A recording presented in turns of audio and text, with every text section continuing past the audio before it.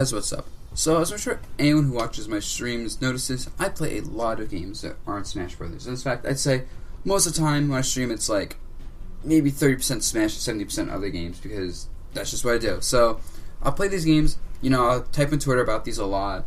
I'll just randomize these games in my other streams anyway. So, I figure, I might as well just make videos like talk about these games, give my thoughts out anyway, since I do it so much. And yeah, so if you guys, I'm not sure I should put this video on the YouTube channel, like maybe a second one, or just put it here. I'll let you guys decide on that one. If you guys just want to see Smash on this channel, that's fine. But yeah, I just want to make this video kind of, getting my thoughts out for random games.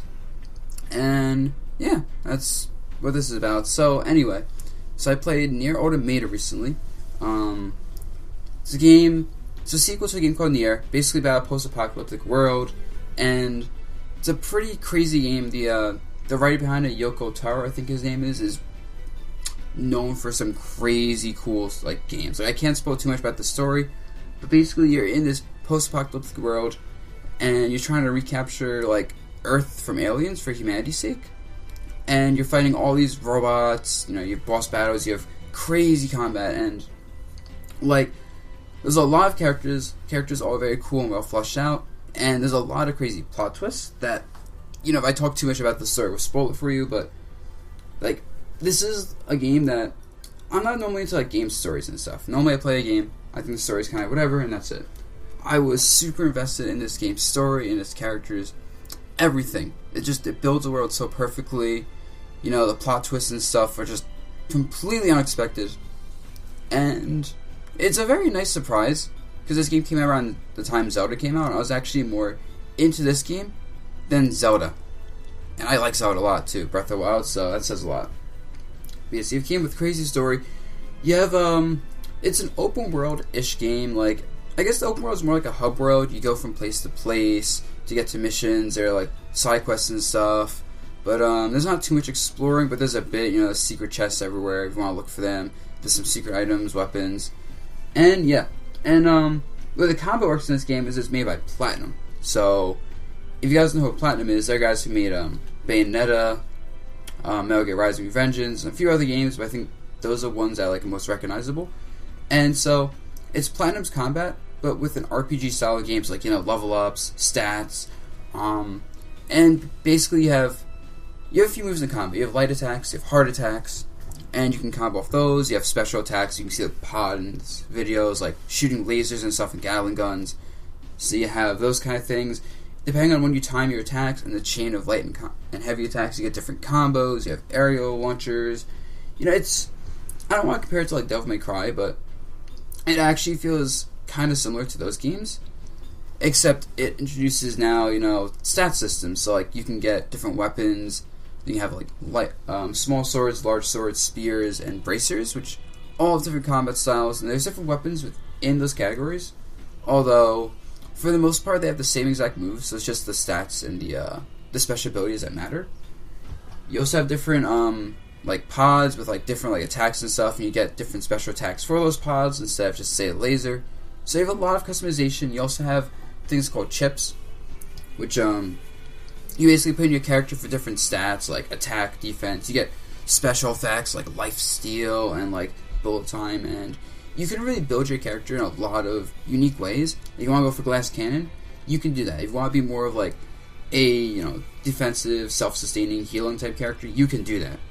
You want to play doing a lot of crazy stuff, slow-mo, whatever, you can do that. So there's a lot of cool styles in this game. It's pretty fun. I felt like I wasn't really limited in how I wanted to build my character because there's so many different ways to do it, and that's cool. The game has a lot of really cool movement too. You have double jumps, you have air dashes, you have dash cancels. You actually have all these crazy cancels using dashes and stuff in this game, because why not? It's a Platinum game, so there's a lot of skill. You can get really good at this game and learn the combo things super hard, and on the harder difficulties you might need that.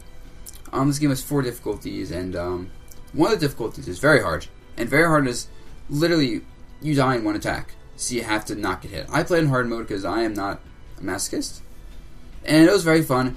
The name of the game was basically build your character up to not get one-shotted, because every enemy in hard mode will one-shot you or two-shot you if you're not building properly. So you gotta make sure to build properly so you can take hits and just heal up. So that was pretty fun, pretty intense. You have to dodge things a lot and get for counterattacks to get like really big juggles going. So it's really cool. Normal mode's a bit easy in the game, so I wouldn't recommend playing that unless you just want to like roll through it. I did have to grind a bit. I think I played about 35-ish hours. Just like over the course of 4 or 5 days, I just sat down, played this game for like 8 hours a day, took a break, next day 8 hours, and after like 35 hours of doing this, beat the game. Crazy experience. A little bit of side questing, a little bit of grinding. Although this game is a very unique style, where it's okay. So it's not really a happy game. None of Yoko Taro's works are happy games. You can even see like kind of from the way the game looks, like the colors are a bit dried out and a little like dark aesthetics. And you're in a post-apocalyptic world, so what can you expect? But yeah, no, they has a lot of very funny cutscenes. Like the characters are very interesting, and like it actually fleshes out the story. And I feel like the side quests aren't just for stats. The side quests actually make you care about the characters and bring you to the world of the game more. So it's one of the few games I don't mind doing side quests in, even though the side quests are a bit like not too great.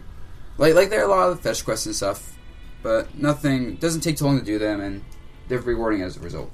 And this game also has not just the combat of like, you know, Platinum style. This is one of the coolest things about the game.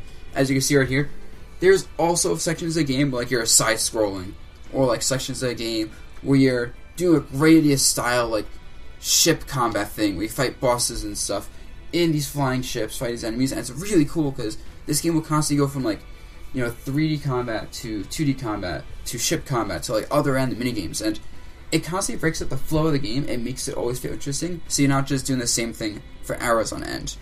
And come out with all the really nicely done cutscenes and like the stories and stuff.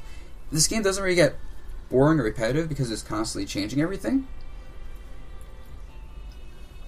Although the combat itself can get a little bit a bit repetitive at some points. There's not much enemy variety in the game, so like you're gonna find a few enemies and you're gonna be killing them a lot, and they're gonna get upgrades and variations, but it's gonna be kind of the same thing throughout it. So that's kind of whatever. But you know, the fact that you have so much creativity in combat with what you're doing and how intense it's gonna be because of how many attacks are thrown out, you know, bullets, all these. There's a lot of enemies on screen at once. You'll fight like mobs with like 20-ish enemies at times, and that's when it gets really crazy. You gotta know how to crowd control, you gotta know how to combo big things, and you gotta approach different enemies and fights very differently. And so, you know, you have to think about what's happening all the time with all the stuff on screen. And that's really cool. Last thing I guess to point out about this game was aesthetically, the actual graphics aren't that great. They're not poor graphics, but like it was a game with probably like a decent budget but nothing crazy, so it can show. The colors themselves, like I mentioned, are very like washed out. I think that's more on purpose. The actual aesthetics of the world you're in are pretty cool.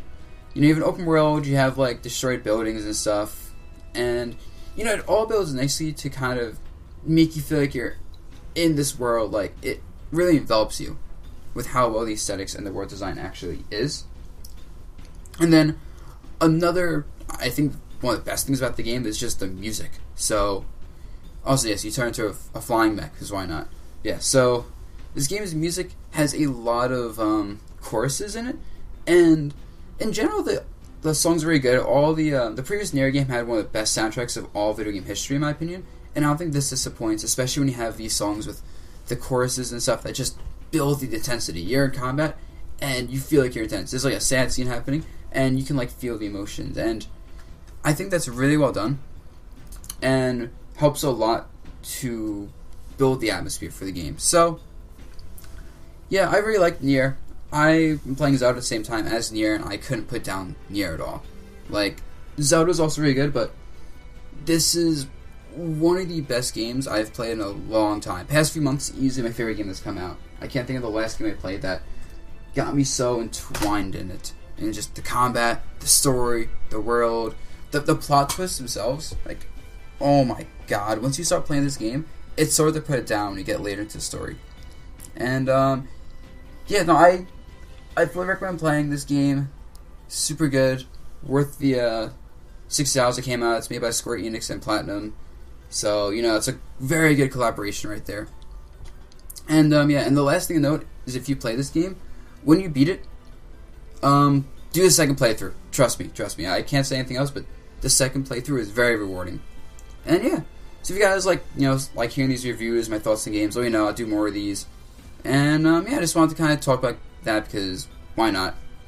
Anyway, I go to Frame Perfect this weekend, so peace out, guys. Wish me luck. I gotta practice up for Civil War. Hopefully not get bodied there, and hopefully not get bodied at Frame Perfect. I'm trying to get more than top 8 now. I'm trying to get back to those top 4, top 3 placings, which probably means I should play more Smash and less non-Smash games, but whatever. I'll work it out somehow. Peace out, guys.